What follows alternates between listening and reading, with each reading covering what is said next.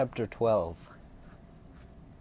At noon of the following day, Paxson rode out alone to the old mill, taking his time as he went. The day was gray and cloudy, the smell of rain in the air, the dampness palpable on the chilly wind that blew down out of the north. Paxson was thinking about what waited, his mind on unanswered questions, some of which he would ask, some he might not. The answers he anticipated receiving did not put him in a good mood. His suspicions were aroused, had been so since last night, and his expectations of what he would find out today depressed him.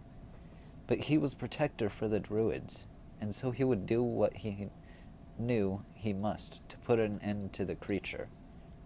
He had talked it over with Starks after they had returned from Crombie Joe's mill yesterday, deeply concerned for the girl Yantha, worried that she was in considerable danger. It seemed obvious to him by now that the miller was the creature they were hunting, and his daughter knew it and was looking for a way to get away from him. Starks wondered why she hadn't been attacked before now, though he guessed maybe her father could distinguish between her and anyone else when he was the creature. But he agreed after hearing the details of her conversation with Paxson that there was cause for concern for her welfare and that something needed to be done. If I can be alone with her for an hour, with no danger of her father interfering, I think I can find out the truth, Paxson had insisted. I think Yantha will tell me the truth. Starks wasn't so sure, but he had agreed to let Paxson try. You'll have to go alone, he had said. She likely won't talk to you if I'm there. But you be careful, Paxson. We still don't know what's happening here. I know you like this girl, but she may be more under her father's control than you realize. Maybe she may even betray you to him. But Paxson did not think this was so, believing instead that this was a chance to help someone who desperately needed it. With his sword to protect him, he felt more than capable of carrying out his effort to uncover the truth. As he neared the mill, he slowed his mount, careful to keep watch and listen for the miller's wagon. He believed the man had already gone to make his deliveries, but he couldn't take anything for granted. If he was seen, he would have to turn back. He couldn't let Joe discover he had been to visit Yantha secretly, not without first knowing if his suspicions were correct. But when he passed by the old mill and approached the cottage, he found Yantha waiting for him, already seated on the steps of the porch. She rushed up to him at once and took his hands in hers. Tie up your horse in the trees across the way, she told him, a note of urgency in her voice. Father is already gone, but if you should come back early, he won't know you're here. Paxson did as she asked, then walked back over to the porch to sit with her. She went into the house and returned again with glasses of cold ale and a plate of fresh bread. I'm so glad you came back, Paxson, she said, sitting close to him. I feel so much better when you're here. She glanced at him shyly. You must think me very forward. I think you are scared, he replied, his eyes on her face. I came back because I wanted to see you, but also because I am worried about you. Do you have something to say about that? She seemed almost ready to speak, but then there was a hesitation in her response, and a tightening of her shoulders. She shook her head. Can't we talk about something else first? Tell me about Paranor. He did, anxious to put her at ease, to give her a chance to collect herself so she could tell him what she knew.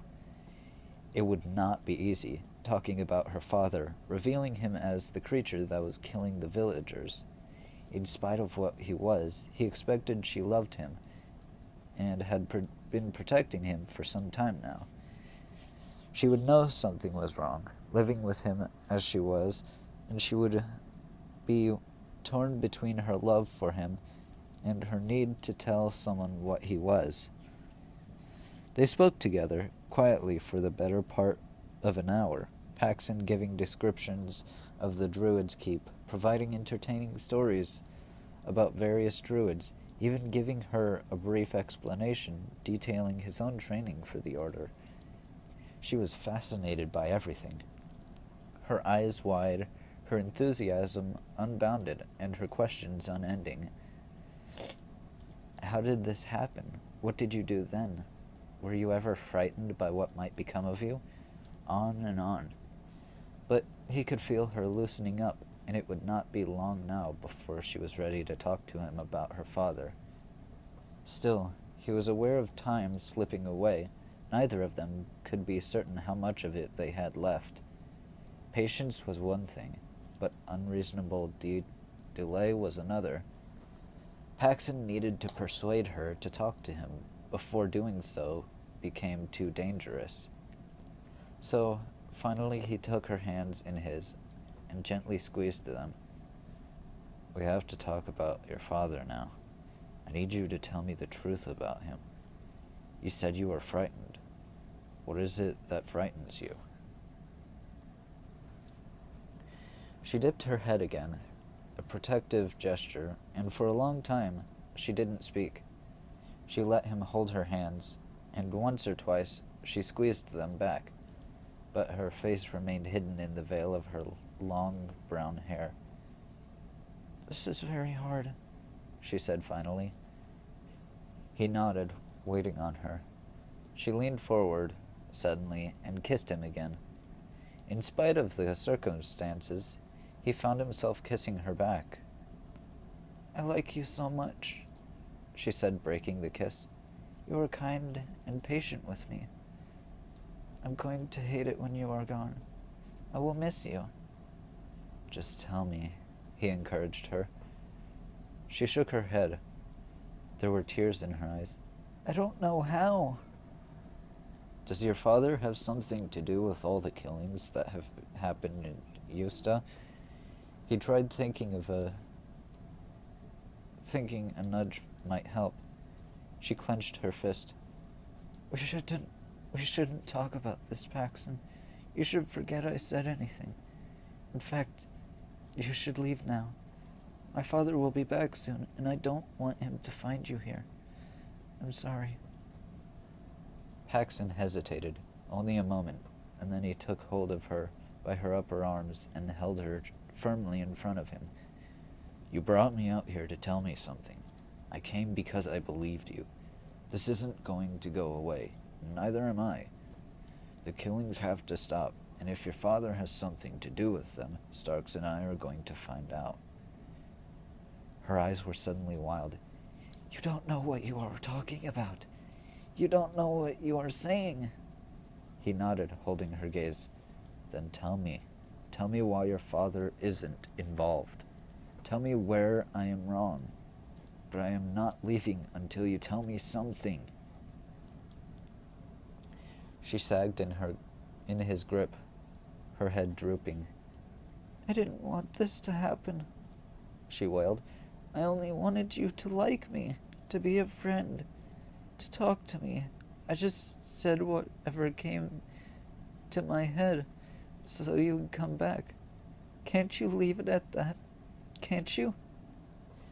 No, I don't think he can, said a voice from behind Paxson. He looked, and there was Crombie Joe, standing in the shadows less than 10 feet away, hands on hips, face grim. I told you that, Yantha. I told you he would keep after you until he found out everything. Everything? Paxson echoed, taking his hands off Yantha and bracing himself as he faced her father. The big man shrugged. A light rain had begun to fall, and his features were indistinct in the mix of gray light and shadows. He had the look of something more wraith than human, yet his voice was the same, and his build hadn't changed. I knew you would come out here as soon as she told you I was leaving to make deliveries. Why did you do that? She likes you. She doesn't want to see you get hurt. And now you almost certainly will. An audible sigh escaped his lips. Where is your companion? On his way to join me, Paxson said quickly. Joe frowned. Oh, I doubt that. He would be with you now, if he was coming. He wouldn't be hanging back, biding his time. He let you come because you both thought Yantha would tell you what you wanted to hear about me. That I was the killer. That I was the changeling. That she had been covering up for me all along. Isn't that right? Isn't that what you were expecting her to tell you? I thought she might want to help you. Crombie Joe's laugh was mirthless. That's very funny, Highlander. Very amusing. Paxson got to his feet and drew out the sword of Lee. He came down off the porch steps and advanced on the miller. Why do you find it so funny? You don't believe me. You don't believe she might want to help you? Why, no, not at all. Exactly the opposite, in fact. I believe she wants to help me very much. He was changing now, right in front of Paxson, his human form fading, something predatory and dangerous taking his place. The big body lengthened and stretched, the clothes shredding as bones and cartilage and muscles found new shapes and took on strange definition. A wolf's head replaced Joe's own, jaws lengthening into a maw that was filled with gleaming teeth. Hands and feet became paws with great hooked claws. Dark bristling tufts of hair sprouted all across the exposed parts of the strong body. Up arms and down legs, covering head and shoulders until what Paxson beheld was all animal and nothing human.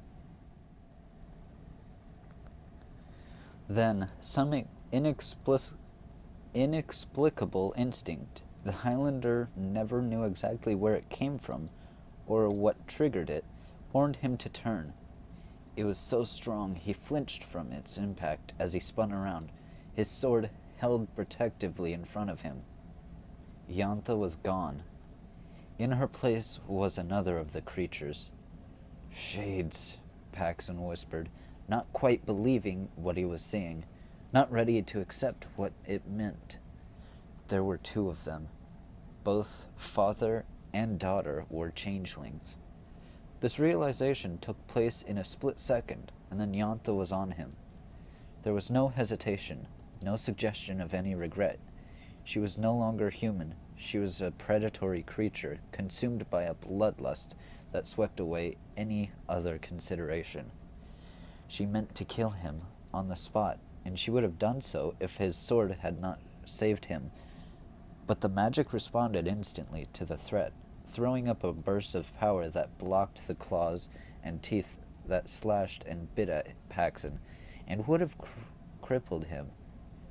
The force of the attack was blunted, but it threw the Highlander backward to the ground, while at the same time causing Yantha to howl in rage and go tumbling away.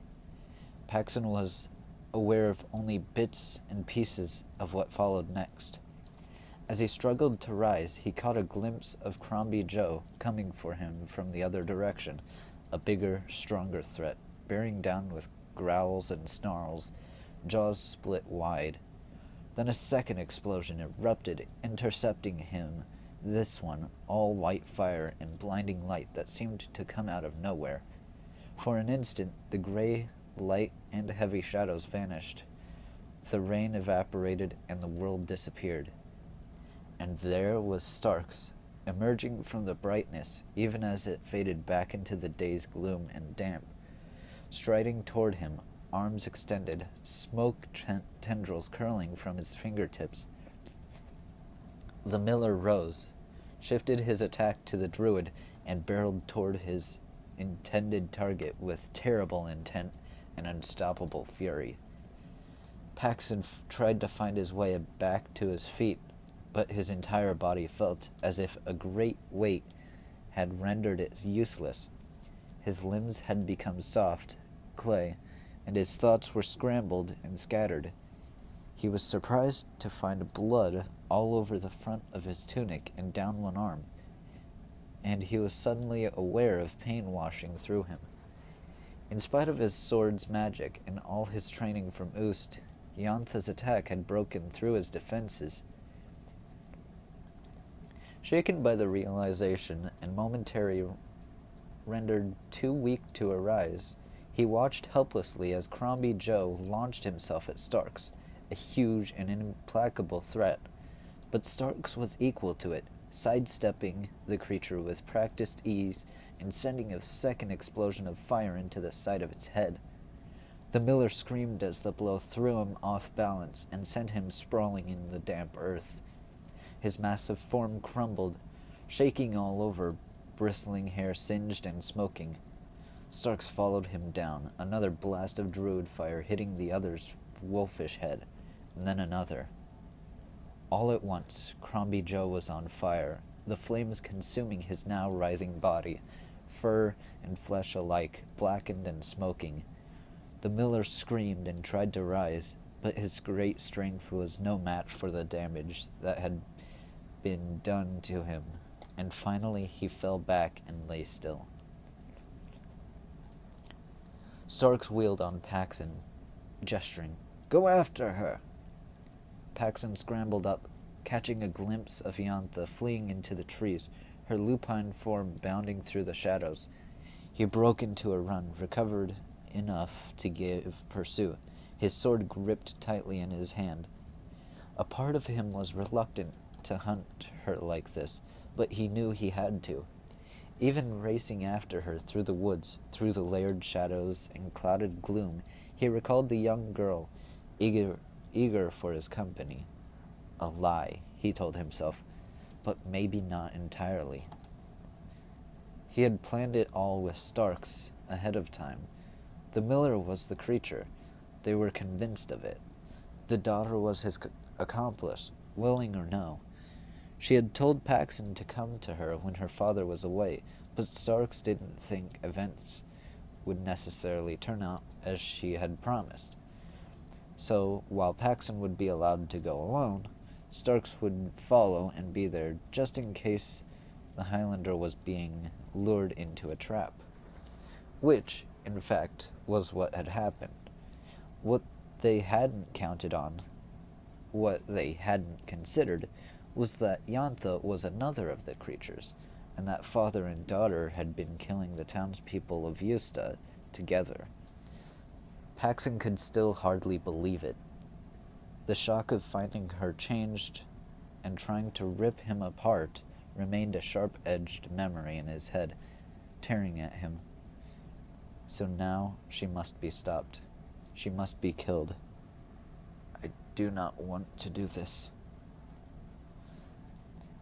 I do not want to hurt her. Conflicting thoughts warred within him. The race to catch her had taken him deep into the woods by now. Starks and the old mill were well behind him and out of sight. He was on his own. Be careful, he warned himself. Remember what she is. Remember what she tried to do.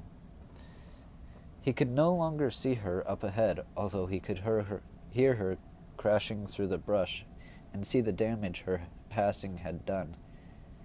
And see the blood spots, too. She was injured. Suddenly, he was aware that he could no longer hear her. The world around him had gone silent, save for the patter of the rain against the leaves and the sound of his breathing. He slowed and then stopped, listening. She was waiting for him, perhaps in ambush, intending to catch him off guard, coming in reckless pursuit, giving her a chance to finish what she had started. He moved ahead cautiously, searching the shadows, paying attention to every sound. Nothing. The trail of crushed grasses and blood spatters continued, so he knew he was going in the right direction. The trail had moved away from the deep woods and was now heading for the river. The trees were opening ahead of him to reveal the silver-tipped waters, and the danger of an ambush was fading. He picked up his pace. He could sense that she was near. He found her at the river's edge, collapsed in a heap. She had reverted to human form, her clothes in tatters and blood everywhere. His sword had done more damage than he realized when it had deflected her attack. She was watching him come toward her, but making no move to do anything about it. Her hands were empty. She had no weapons. He knelt beside her, and she gave him a weak smile. "I'm sorry, Paxton. I didn't want to hurt you." "You should have told me," he said. "Maybe I could have helped you." She shook her head. "There is no help for things like me. Father has been searching for a cure for years. Neither of us wanted this life, this curse. We change without warning. We do it together and separately, both. We can't stop it." She was dying, he realized. He fought down a sudden wave of anguish. "I know this. I know you wouldn't hurt me if you could help it." Her voice was surprisingly strong. "It was the gemstone. Father found it 2 years ago, buried beneath the house.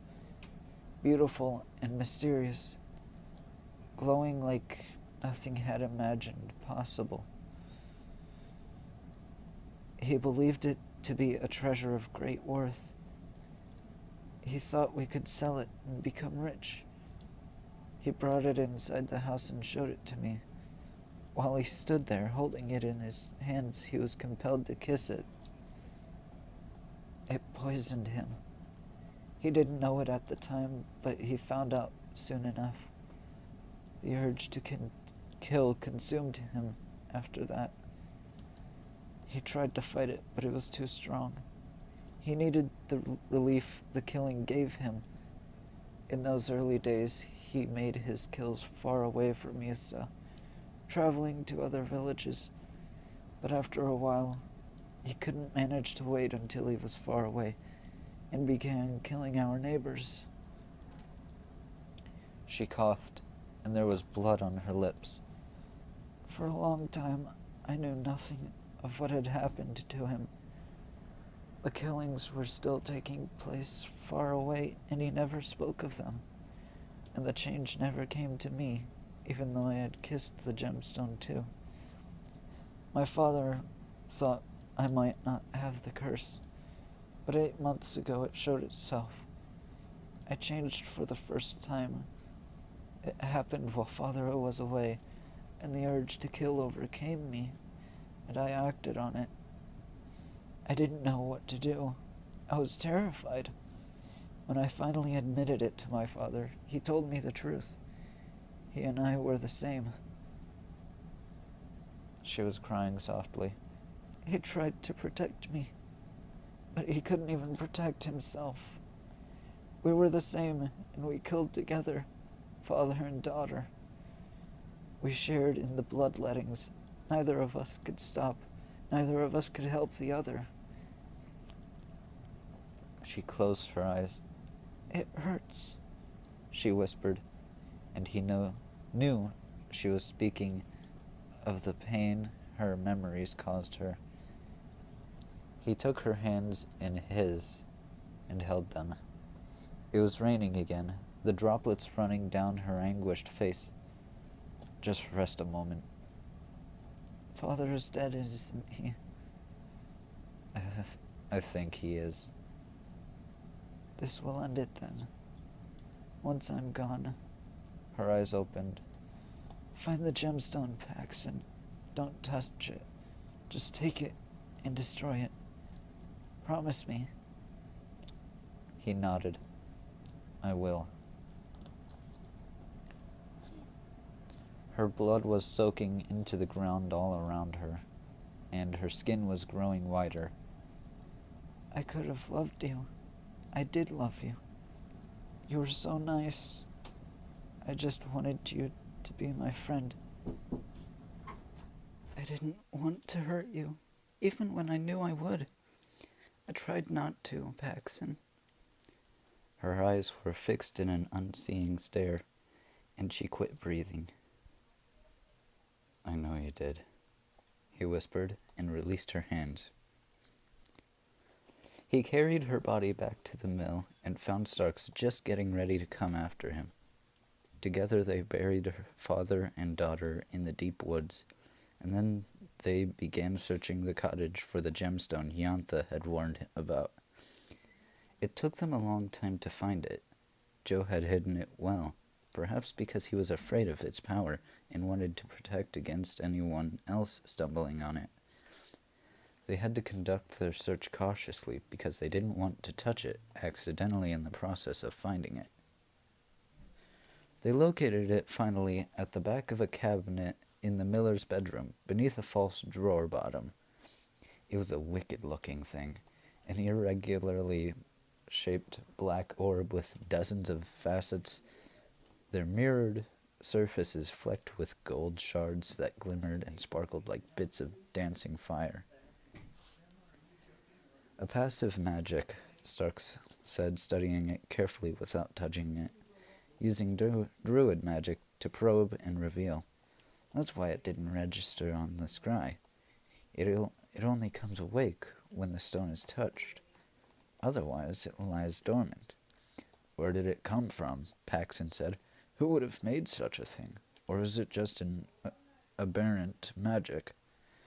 Starks shook his head. I doubt that we will ever know. What matters is what we do with it now. He pulled the cabinet drawer all the way out and dumped the gemstone onto the cottage floor. He used the toe of his boot to roll it into a leather pouch, which he then stuffed into a worn feed bag he found in the mill. He rolled up the feed bag and its deadly contents into a tight ball and bound it with twine. That should keep it safe until we get it back to Paranor. What do we tell the townspeople? Paxton asked. Starks shook his head. Not the truth. They wouldn't accept it. They wouldn't want to live with it. They would spend the rest of their lives wondering who else might be infected. Paxton understood. Well, we'll have to think of something to tell them that explains both the creature and the disappearance of Yantha and her father. They talked about it at length as they rode back to the village. Finally, Starks said they would offer a version of the truth. They would say they found out the miller and his daughter were the creature's next victims, tried to save them, but failed. Both died, but the creature was distracted long enough for the Druids to kill it. The creature was a changeling that assumed the shape of a wolf, as the witnesses had described, but it was dead now, and there was no further danger to anyone. So they rode back into Yusta and returned the horses to Joffrey Struan, giving him the details of the agreed-upon explanation, and leaving it to him to tell the rest of the townspeople. Starks made it a point to remind him they were always available to come help, should the need arise, and to tell the others not to be afraid or suspicious of the Druids. They were friends, and they would help if they could. About 2 out of 5 will believe that, Starks commented as they walked back to the spot where they had left the airship. But the number's up from what it was, at the end of the day, the problem is the same. We have to win the doubters, the disbelievers, and the antagonists over one at a time. They found the airship with no problem and boarded for home. Starks went back to his station in front of the pilot box and to his reading. After moving aimlessly about the decking for a time, Paxson settled down by the bowsprit to mull over what had happened. He kept thinking he should have realized the truth sooner. He could not shake the feeling he must have missed something he should have seen. Mostly he thought of Yantha's young face and her eagerness to be liked. Nothing you wouldn't find in any ordinary young girl. She hadn't been much older than Chrysalin, and it haunted him that a young girl's life could be cut short so easily and without any fault on her father. He realized anew how lucky he was to have gotten his sister free of Arcannon before something evil had happened to her. He wished he could have done the same for Yantha. He found himself wondering what the Ardris would do with the deadly stone that had cost the girl and her father their lives. He hoped she would smash it into 1,000 fragments and throw them into the sea. Below him the countryside passed away in a rolling carpet of plains and forests and fields, with rivers angling through it all. The rain, which had started much earlier and continued to fall throughout the day, abated finally, but the gloom and a misty haze remained. Long before it became dark, they were enveloped in low-slung banks of clouds. Far away, distant from where they flew, lights began to appear in the towns and villages, fireflies against the closing darkness. They spent that night in the turfing aboard ship. Paxson was unable to sleep, and he took the watch, sitting forward by the bowsprit once more, looking out over a countryside, moonlit and calm beneath a clear sky, still troubled. He was there only a short time when Starks came over to join him. "Not happy with things, are you?" the Druid asked. Paxson shook his head. "I should feel better about this than I do." "You were sent to protect me, and you did. You were sent to help me find and destroy the creature that was killing the people of Yusta, and you did. You were sent to bring back whatever magic was at work, and you have." Starks nodded to himself. "That's as much as you can expect, Paxson. You might wish it made you feel better, but that isn't always how it is afterward. You have to accept that." "I know, but I can't forget how she looked when she was dying. She was a victim of what that gemstone had done to her. She wasn't a bad person. She was a victim. She shouldn't have had that happen to her." "No one should. But life isn't fair, and the right thing doesn't always happen. You know that." Paxson didn't respond. He did know, but he didn't like it, and he wasn't happy about how it left him hollowed out and dissatisfied. "It just doesn't feel like we did as much as we could." Starks gave him a nod. "This is how it is. Sometimes it isn't so satisfying. Sometimes people die. We do what we can, Paxson. You have to be at peace with that. If you think you need more, you shouldn't be doing this." He paused. "Maybe you should give that some thought." He rose. "But I think you are doing exactly what you should be doing. You did well back there. You showed courage and intelligence. You have my approval, even if you don't have your own. I'm going to bed. You should do the same." He disappeared below, leaving Paxson to consider how much of what he had just heard he believed.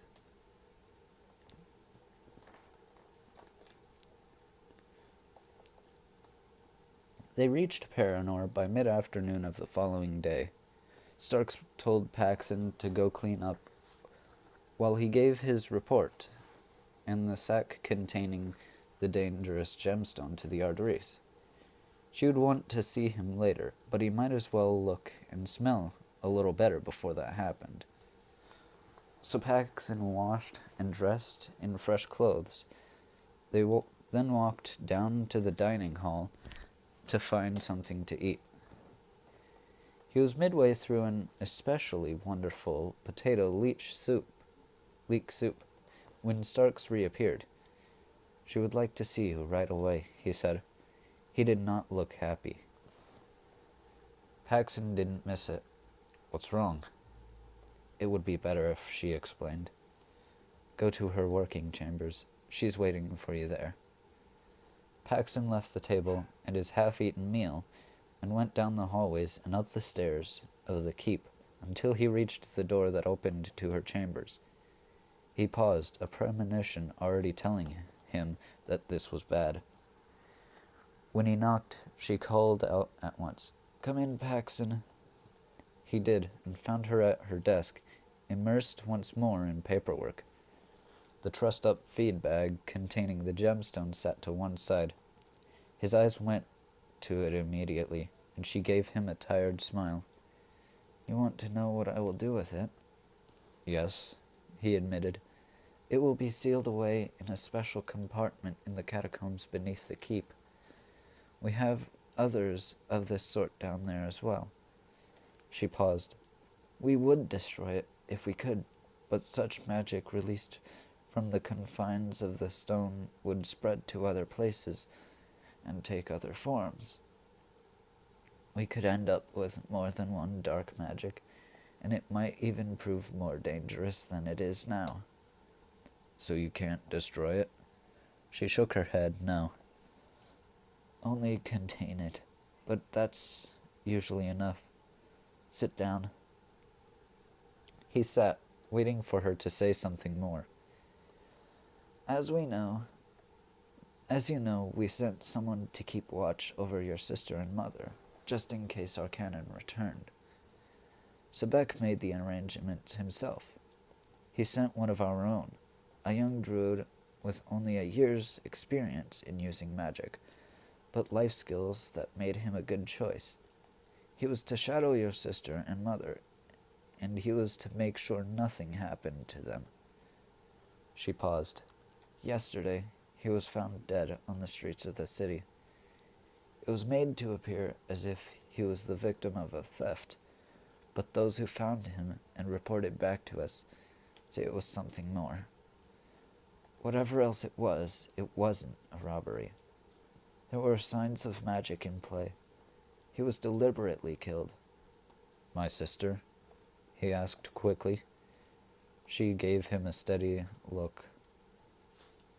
"She's disappeared."